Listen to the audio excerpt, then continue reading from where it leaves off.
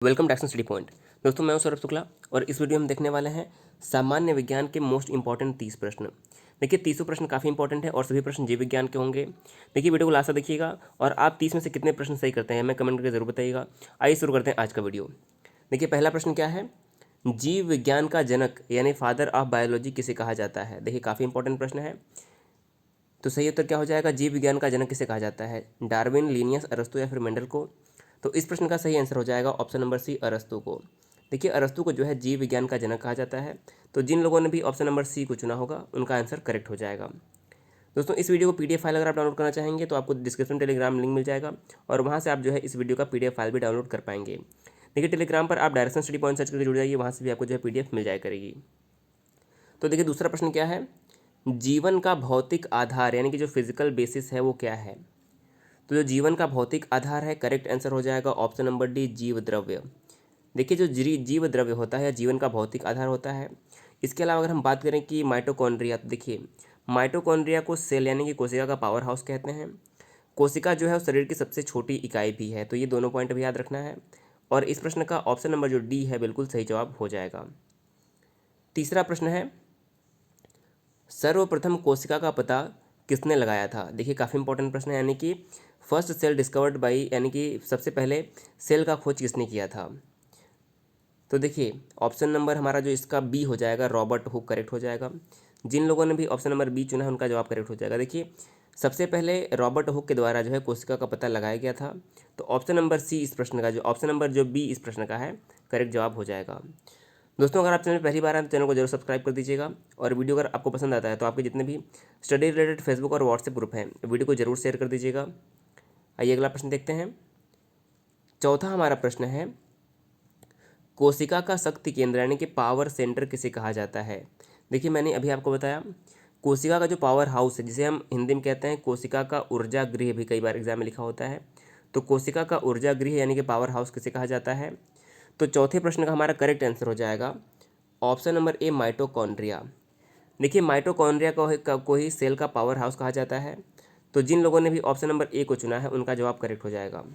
देखिए आप 30 में से 30 प्रश्न को जरूर देखिएगा ध्यान से, और 30 में से कितने प्रश्न आप सही करते हैं। अगर आप इसमें से 24 से 25 प्रश्न अगर आप सही करते हैं तो देखिए आपकी साइंस की तैयारी अच्छी मानी जाएगी। तो आइए अगला प्रश्न देखते हैं, पाँचवा प्रश्न। पाँचवा प्रश्न है, कौन सी रचना पादप कोशिका को जंतु कोशिका से अलग करती है। कौन सी रचना पादप कोशिका यानी कि प्लांट सेल को जंतु कोशिका यानी कि एनिमल सेल से विभेदित करती है। तो पांचवें प्रश्न का सही आंसर क्या हो जाएगा। देखिए पहला ऑप्शन है कोशिका भित्ति, पर्णहरित, और तीसरा ऑप्शन है सेंट्रियोल। तो देखिए पादप कोशिका और जंतु कोशिका के बीच में जो विभेद करता है वो ये तीनों हो जाएंगे। तीनों क्या, यानी कि कोशिका भित्ति, सेल वॉल, क्लोरोफिल यानी कि पर्णहरित, और सेंट्रियोल। ये तीनों जो हैं प्लांट सेल और एनिमल सेल में विभेद करते हैं। तो जिन लोगों ने भी ऑप्शन नंबर डी को चुना है उनका जवाब करेक्ट हो जाएगा। छठा प्रश्न है, किस कोशिकांग को आत्महत्या की थैली कहा जाता है। देखिए यह प्रश्न एग्जाम में कई बार पूछा गया है। तो बताना किस कोशिकांग को आत्महत्या की थैली कहा जाता है, राइसोसोम, लाइसोसोम, रिक्तिका या फिर सेंट्रोसोम। तो छठे प्रश्न का सही उत्तर क्या हो जाएगा। छठे प्रश्न का सही आंसर हो जाएगा ऑप्शन नंबर बी, लाइसोसोम। देखिए जो लाइसोसोम है इसे आत्महत्या की थैली कहा जाता है। तो जिन लोगों ने भी बी चुना है उनका जवाब करेक्ट हो जाएगा। सातवां प्रश्न है, आरएनए की द्विगुणित कुंडली यानी कि जो डबल हेलिक्स मॉडल था इसका पता किसने लगाया था। देखिए जो डीएनए का द्विगुणित मॉडल है इसका पता किसने लगाया था। तो करेक्ट आंसर हो जाएगा ऑप्शन नंबर ए, वाटसन और क्रिक, और इन्हें इसके लिए नोबेल पुरस्कार भी मिला था, ये भी याद रखना है। डीएनए का फुल फॉर्म क्या होता है, deoxy ribonucleic acid. Deoxy ribonucleic acid जो होता है डीएनए का फुल फॉर्म होता है। और इसकी द्विगुणित कुंडली का जो पता लगाया था वो वाटसन और क्रिक ने लगाया था। ऑप्शन नंबर जो ए है इस प्रश्न का बिल्कुल सही जवाब हो जाएगा। अगला प्रश्न है आठवां प्रश्न, डीएनए का प्रमुख कार्य क्या होता है। देखिए काफ़ी इंपॉर्टेंट प्रश्न है। डीएनए का प्रमुख कार्य क्या है, प्रोटीन संश्लेषण, कोशिकीय श्वसन, कोशिकीय परिवहन या फिर आनुवंशिक क्रियाओं का संचालन करना। तो देखिए जो डीएनए का प्रमुख कार्य होता है वो होता है आनुवंशिक क्रियाओं का संचालन करना। तो जिन लोगों ने भी ऑप्शन नंबर डी को चुना है उनका जवाब बिल्कुल सही हो जाएगा। नवां प्रश्न है, आरएनए यानी कि राइबोन्यूक्लिक एसिड कहाँ पर पाया जाता है। नवां प्रश्न है, राइबोन्यूक्लिक एसिड कहाँ पर पाया जाता है। सही आंसर हो जाएगा ऑप्शन नंबर सी, कोशिका द्रव्य में। देखिए जो आरएनए है यह कोशिका द्रव्य में पाया जाता है, तो जिन लोगों ने भी ऑप्शन नंबर सी को चुना है कोशिका द्रव्य, उनका जवाब जो है बिल्कुल करेक्ट आंसर हो जाएगा। 10वां प्रश्न है, आनुवंशिकी का पिता यानी कि फादर ऑफ जेनेटिक्स किसे कहा जाता है? देखिए ये भी इंपॉर्टेंट प्रश्न है। देखिए बायोलॉजी का फादर कहा जाता है अरस्तु को, और यहाँ पे बात हो रही है आनुवंशिकी यानी कि फादर ऑफ जेनेटिक्स, तो फादर ऑफ जेनेटिक्स किसे कहा जाता है? 10वां प्रश्न है, करेक्ट आंसर हो जाएगा मेंडल। देखिए ग्रेगर जॉन मेंडल को जो है आनुवंशिकी का जनक माना जाता है, तो ऑप्शन नंबर जो हमारा सी है, मेंडल जो है इस प्रश्न का बिल्कुल करेक्ट जवाब हो जाएगा। अगला प्रश्न है 11वां प्रश्न, मनुष्य में गुणसूत्रों यानी कि क्रोमोसोम की कुल संख्या कितनी होती है? देखिए मनुष्य में गुणसूत्रों की संख्या कितनी होती है, तो सही आंसर हो जाएगा ऑप्शन नंबर ए 46, और कभी कभी ऑप्शन में लिखा रहता है 23 जोड़ी, तो देखिए अगर जोड़ी में आंसर दिया होगा तो आपका 23 जोड़ी सही होगा, अगर संख्या में दिया है तो 46 जो है करेक्ट आंसर हो जाएगा। मनुष्य में गुणसूत्रों की संख्या जो होती है 46 होती है, तो ऑप्शन नंबर जो हमारा ए है इस प्रश्न का बिल्कुल ही सही जवाब हो जाएगा। 12वां प्रश्न है, मनुष्य में होने वाली आनुवंशिक रोग कौन से हैं? देखिए 4 ऑप्शन दिए हुए हैं, इनमें से बताना है कि कौन से रोग जो हैं आनुवंशिक इसमें से हैं। पहला ऑप्शन है वर्णांधता यानी कि कलर ब्लाइंडनेस, दूसरा है हीमोफीलिया, और तीसरा है टर्नर सिंड्रोम। तो देखिए यहाँ पर अगर हम आनुवंशिक रोग की बात करें तो ये सभी यानी कि जो तीनों ऊपर दिए हुए हैं ये सभी आनुवंशिक यानी कि जेनेटिक डिजीज़ हैं, तो जिन लोगों ने भी ऑप्शन नंबर डी को चुना है उनका जवाब बिल्कुल करेक्ट हो जाएगा। अगला प्रश्न दिया है 13वां प्रश्न, लड़का पैदा होगा जब कौन से गुणसूत्र होंगे? X Y, Y Y, X Y या फिर एक्स एक्स एक्स। तो देखिए करेक्ट आंसर क्या हो जाएगा 13वें प्रश्न का करेक्ट आंसर हो जाएगा ऑप्शन नंबर सी। देखिए जब एक्स वाई गुणसूत्र होंगे तब लड़का पैदा होगा, ऑप्शन नंबर जो सी है इस प्रश्न का बिल्कुल करेक्ट जवाब हो जाएगा। 14वां प्रश्न है, हीमोफीलिया रोग से ग्रस्त व्यक्ति में लक्षण क्या दिखाई देते हैं? यानी कि जिस व्यक्ति को हीमोफीलिया होता है उसमें कौन से लक्षण दिखते हैं? तो 14वें प्रश्न का करेक्ट आंसर क्या हो जाएगा? ऑप्शन नंबर बी करेक्ट हो जाएगा, रक्त का जो बहना है बंद नहीं होता है, यानी जो रक्त का स्राव है वह यानी कि हाथ या पैर कटने पे खून जो है निकलता रहता है, खून का थक्का नहीं बनता है, यानी कि रक्त का बहना जो है बंद नहीं होता है जो व्यक्ति हीमोफीलिया से पीड़ित होता है। और हीमोफीलिया भी एक प्रकार का आनुवंशिक ही रोग है, तो ऑप्शन नंबर जो हमारा 20 प्रश्न का है करेक्ट हो जाएगा। 15वां प्रश्न है, जीन के बारे में कौन सा कथन सत्य है? तो आपको पहचानना है कि जीन के बारे में कौन सा कथन सत्य है। पहला ऑप्शन है, यह डीएनए की एक क्रियात्मक इकाई है, बिल्कुल सही है। दूसरा है, यह आनुवंशिकी की इकाई है, ये भी बिल्कुल सही है। तीसरा है, यह गुणसूत्र पर उपस्थित रहता है, ये भी बिल्कुल सही है। तो करेक्ट आंसर क्या हो जाएगा? ऑप्शन नंबर डी उपरोक्त सभी। देखिए इस प्रश्न का ऑप्शन नंबर जो डी है बिल्कुल सही आंसर हो जाएगा जीन के बारे में। 16वां प्रश्न है, जीन का सर्वप्रथम कृत्रिम विश्लेषण यानी कि जो था किसने किया था?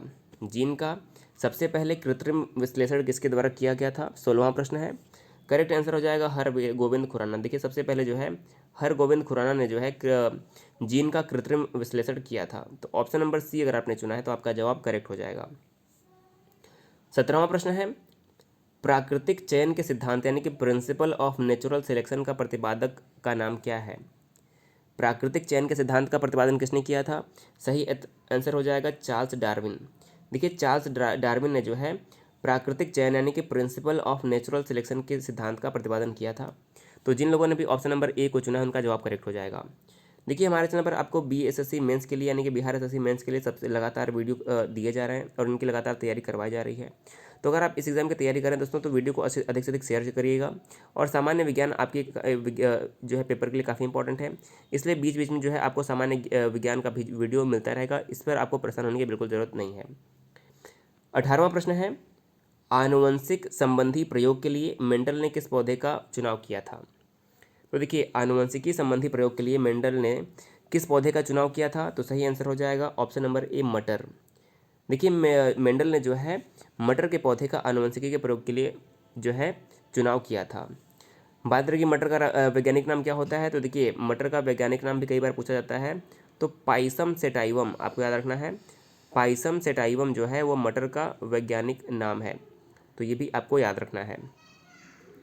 19वां प्रश्न है, एक वर्णांध व्यक्ति यानी कि कलर ब्लाइंड व्यक्ति में किस रंग की पहचान नहीं होती है? तो देखिए जो व्यक्ति वर्णांत होता है उसमें किस व्यक्ति की रंग की पहचान नहीं होती है? तो सही उत्तर हो जाएगा ऑप्शन नंबर डी, लाल और हरा, यानी कि रेड और ग्रीन कलर में जो है उसे फ़र्क नहीं पता चलता है। तो लाल हरा जो हमारा इस प्रश्न का ऑप्शन नंबर डी करेक्ट जवाब हो जाएगा। 20वां प्रश्न है, किस संघ के जंतुओं को जीव द्रव्य के स्तर पर गठित जंतु कहा जाता है? तो किस संघ के जंतुओं को जीव द्रव्य के स्तर पर गठित जंतु कहा जाता है? प्रोटोजोआ, पोरीफेरा, सिलेंट्रेटा या फिर ऑर्थ्रोपोडा? तो सही आंसर हो जाएगा ऑप्शन नंबर ए, प्रोटोजोआ। देखिए जो प्रोटोजोआ संघ के जीव होते हैं वह जीव द्रव्य के स्तर पर ही गठित होते हैं। तो जिन लोगों ने भी ऑप्शन नंबर ए को चुना है उनका जवाब करेक्ट हो जाएगा। 21वां प्रश्न है, एक कोशिकीय जंतु अमीबा एवं यूग्लिना को किस संघ के अंतर्गत रखा गया है? यानी कि आपको बताना है कि अमीबा और यूग्लिना जो है किस संघ के प्राणी हैं। तो सही आंसर क्या हो जाएगा 21वें प्रश्न का? ऑप्शन नंबर डी करेक्ट हो जाएगा। देखिए जो यूग्लिना और पैरामीशियम है, देखिए यहाँ पर अमीबा की बात हो रही, अमीबा और यूग्लिना ये दोनों जो है प्रोटोजोआ संघ के अंतर्गत आते हैं। तो ऑप्शन नंबर डी इस प्रश्न का जो है करेक्ट जवाब हो जाएगा। 22वां प्रश्न है, मेढक में श्वसन किस अंग के द्वारा होता है? मेढक में श्वसन किन अंग के द्वारा होता है? पहला ऑप्शन है त्वचा, क्लोमो, फेफड़ों या फिर इन तीनों में? तो देखिए करेक्ट आंसर हो जाएगा ऑप्शन नंबर डी, इन तीनों द्वारा। देखिए त्वचा, क्लोमो और फेफड़ों इन तीनों द्वारा जो है मेढक में श्वसन होता है। तो जिन लोगों ने भी ऑप्शन नंबर डी को चुना है उनका जवाब करेक्ट हो जाएगा। 23वां प्रश्न है, वास्तविक मछली कौन सी है? यानी कि निम्नलिखित में से कौन सी वास्तविक मछली है? 23वां प्रश्न है, करेक्ट आंसर क्या हो जाएगा? देखिए स्टार फिश वास्तविक मछली नहीं है, बीटल स्टार भी वास्तविक मछली नहीं है और सी कगम्बर भी वास्तविक मछली नहीं है। सही आंसर हो जाएगा हिप्पोकैम्पस। देखिए जो हिप्पोकैम्पस होता है यह एक वास्तविक मछली है। ऑप्शन नंबर सी जिन लोगों ने भी चुना है उनका जवाब करेक्ट हो जाएगा। 24वां प्रश्न है, मेढक किस वर्ग का जंतु है? जो मेढक है वो किस वर्ग का जंतु है? करेक्ट आंसर हो जाएगा ऑप्शन नंबर बी, एम्फीबिया। देखिए जो मेढक है वो एम्फीबिया वर्ग का जंतु है। इसे हम हिंदी में कहते हैं उभयचर। देखिए उभयचर क्यों कहते हैं? क्योंकि जो मेढक होता है यह पानी में भी रहता है और ज़मीन में भी रहता है, इसलिए मेढक को हम एम्फीबिया या फिर उभयचर कहते हैं। ऑप्शन नंबर बी इस प्रश्न का करेक्ट जवाब हो जाएगा। 25वां प्रश्न है, स्तनियों का हृदय कितने कोष्ठ का होता है? स्तनियों का हृदय कितने कोष्ठ का होता है? 25वां प्रश्न करेक्ट आंसर हो जाएगा ऑप्शन नंबर जी सी जो है 4 कोष्ठ का होता है। तो जिन लोगों ने भी सी को चुना है उनका जवाब करेक्ट हो जाएगा। 26वां प्रश्न है, स्तनधारी वर्ग में रक्त का सबसे अधिक तापमान किस जंतु में पाया जाता है? स्तनधारी यानी कि मैमलियंस में रक्त का सबसे अधिक तापमान किस जंतु में पाया जाता है? तो सही आंसर हो जाएगा ऑप्शन नंबर बी, बकरी में। देखिए स्तनधारियों में जो है बकरी में सबसे अधिक रक्त का तापमान पाया जाता है। तो ऑप्शन नंबर जो बी है इस प्रश्न का करेक्ट जवाब हो जाएगा। 27वां प्रश्न है, मछलियाँ किस अंग से सांस लेती हैं? देखिए मछलियाँ किस अंग से सांस लेती हैं? करेक्ट आंसर क्या हो जाएगा? करेक्ट आंसर हो जाएगा ऑप्शन नंबर सी, गिल या गलफड़ों। देखिए हम कहते हैं हिंदी में गलफड़ों द्वारा जो है मछलियाँ सांस लेती हैं, गिल द्वारा सांस लेती हैं। ऑप्शन नंबर सी करेक्ट हो जाएगा। 28वां प्रश्न है, सबसे बड़ा स्तनधारी यानी कि मैमेलियन का नाम क्या है? तो जो सबसे बड़ा स्तनधारी वर्तमान में पृथ्वी पर मौजूद है, 28वां प्रश्न है, करेक्ट आंसर हो जाएगा ब्लू व्हेल। देखिए पृथ्वी पर मौजूद इसमें सबसे बड़ी जो स्तनधारी है वो है ब्लू व्हेल। तो ऑप्शन नंबर डी इस प्रश्न का सही जवाब हो जाएगा। 29वां प्रश्न है, विश्व का सबसे छोटा पक्षी कौन सा है? देखिए कई बार एग्जाम में आया हुआ है। तो विश्व का सबसे छोटा जो पक्षी है वो हो जाएगा humming bird. Option number C जो है हमिंग बर्ड विश्व का सबसे छोटा पक्षी हो जाएगा। और आज का हमारा अंतिम प्रश्न है, कशेरुक जंतु के शरीर का सर्वाधिक कठोर भाग कौन सा होता है? तो कशेरुक जंतु के शरीर का सर्वाधिक जो कठोर भाग होता है वो इनेमल होता है। क्या होता है? Enamel. Option number A correct हो जाएगा। तो देखिए इस वीडियो में हमने आपको जीव विज्ञान के 30 इंपॉर्टेंट प्रश्न दिए। दोस्तों आपका स्कोर क्या है कमेंट करके ज़रूर बताइएगा। देखिए आपको अगले वीडियो में हम इस वीडियो का जो है लेवल और अच्छा करके देंगे। इस वीडियो में हमने जो है मॉडरेट लेवल क्वेश्चन लिया था, लेकिन आपको अगले वीडियो में जो है अच्छे लेवल क्वेश्चन देखने को मिलने वाले हैं। इसलिए वीडियो को जरूर दोस्तों शेयर कर दीजिएगा, चैनल को सब्सक्राइब कर दीजिएगा। वीडियो पसंद आया तो दोस्तों लाइक भी कर दीजिएगा। वीडियो देखने के लिए बहुत बहुत धन्यवाद।